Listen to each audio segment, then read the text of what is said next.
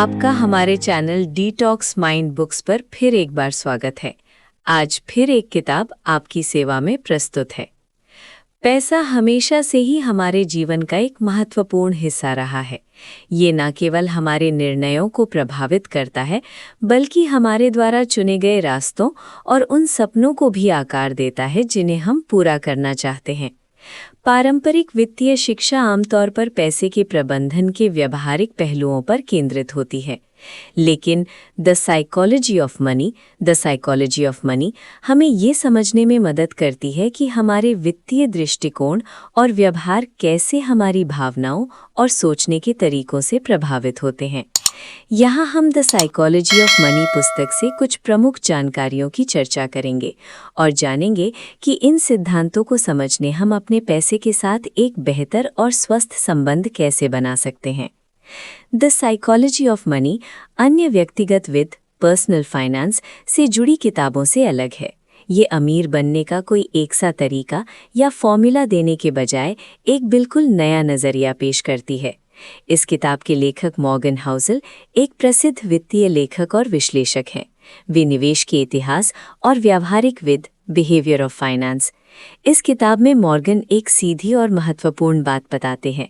वित्तीय रूप से सफल होने के लिए अत्यधिक बुद्धिमान होना जरूरी नहीं है, बल्कि सही व्यवहार और आदतें होना ज्यादा जरूरी है। वे बताते हैं कि पैसे को लेकर हमारा नजरिया सिर्फ तर्क और संख्याओं तक सीमित नहीं होता, बल्कि इसमें डर, गर्व, लालच, ईर्ष्या जैसी भावनाएं भी शामिल होती हैं। साथ ही दूसरों से अपनी तुलना करना भी हमारे निर्णयों को प्रभावित करता है। अगर ये भावनाएं हमारे वित्तीय फैसलों पर हावी हो जाएं, तो ये हमें न केवल कमज़ोर बना सकती हैं, बल्कि दीर्घकाल में असंतोष और दुख का कारण भी बन सकती हैं।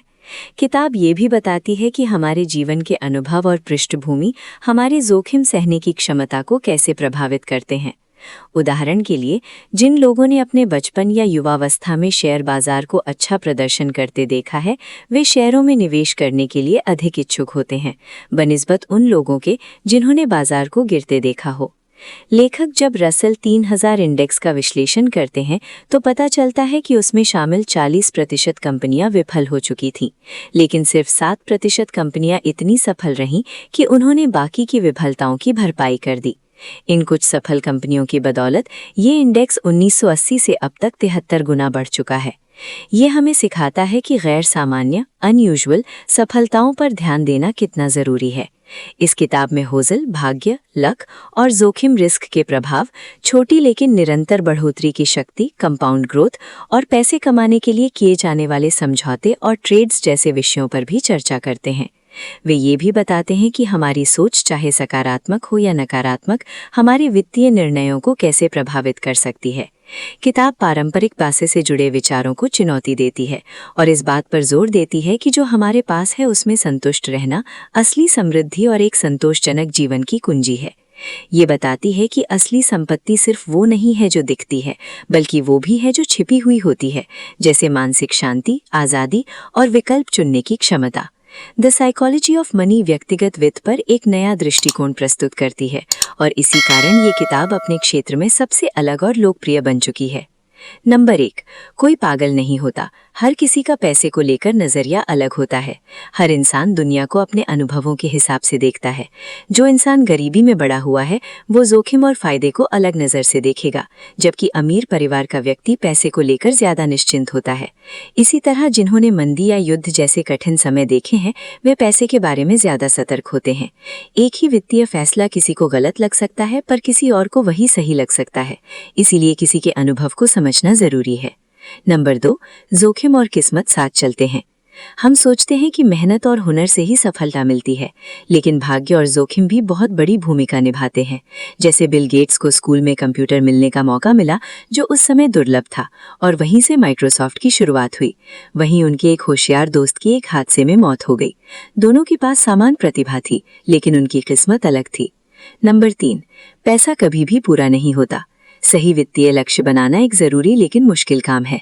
दूसरों से तुलना करने से हम कभी संतुष्ट नहीं हो पाते। नसीम तालिब कहते हैं, असली सफलता तब है जब आप दूसरों से मुकाबला करना छोड़ दें और मन की शांति को प्राथमिकता दें। कुछ चीजें इतनी जरूरी होती हैं कि उनके लिए कोई जोखिम लेना ठीक नहीं होता। नंबर 4, असली अमीरी ज्यादा कमाने में नहीं, ज्यादा बचाने में है। भले ही आप बहुत ज्यादा नहीं कमाते, लेकिन अगर आप सोच समझकर खर्च करते हैं और बचत करते हैं तो आप अमीर बन सकते हैं। मॉर्गन हाउसल बताते हैं कि सादगी से जीना, अपनी जरूरतों को सीमित रखना और दिखावे से दूर रहना आपको ज्यादा बचत करने में मदद करता है। बचत आपको आजादी देती है, सोचने का वक्त, फैसले बदलने की आजादी और बेहतर मौके के लिए इंतजार करने की ताकत। नंबर 5, लगातार बढ़त ही असली ताकत है। जैसे बर्फीले युग आइस एज में हर साल थोड़ा थोड़ा बर्फ गिरती रही, जिससे धीरे धीरे पूरी धरती बर्फ से ढक गई, उसी तरह छोटी छोटी तरक्की भी समय के साथ बहुत बड़ा असर डाल सकती है। छोटे छोटे निवेश और आदतें जब लंबे समय तक बनाए रखें तो बड़ा फर्क ला सकती हैं। नंबर 6, गलतियां और नुकसान होना तय है। हर संकट के लिए तैयारी करना संभव नहीं है, लेकिन बचत करके और एक ही आमदनी पर निर्भर न रहकर आप खुद को सुरक्षित रख सकते हैं। भविष्य में कम आमदनी आने की संभावना को ध्यान में रखकर योजना बनाएं और आर्थिक बदलाव के लिए तैयार रहें। नंबर 7, वित्तीय योजना बनाने से पहले खुद को समझें। पैसे का प्रबंधन शुरू करने से पहले ये तय करें कि आप दीर्घकालिक लंबे समय के निवेश करना चाहते हैं या अल्पकालिक कम समय के। हर किसी के लिए एक जैसी सलाह काम नहीं करती। आपकी योजना आपके लक्ष्य और मानसिकता के अनुसार होनी चाहिए। पैसा केवल आंकड़ों का खेल नहीं है, इसमें भावनाएं और प्राथमिकताएं भी अहम होती हैं। नंबर 8, समय के साथ इच्छाएं और लक्ष्य बदलते हैं। आप आज जो चाहते हैं जरूरी नहीं कि भविष्य में भी चाहें, इसीलिए अपने वित्तीय लक्ष्यों को लचीला रखें। आपकी सोच, जरूरतें और प्राथमिकताएं बदलेंगी और उसी हिसाब से आपको अपनी योजना भी बदलनी चाहिए। संतुलन और समझदारी से निवेश करें। अंत में सोचने की बात, द साइकोलॉजी ऑफ मनी हमें ये सिखाती है कि पैसे को समझने के लिए केवल अकल नहीं, बल्कि इंसान की भावनाओं और सोच को भी समझना जरूरी है।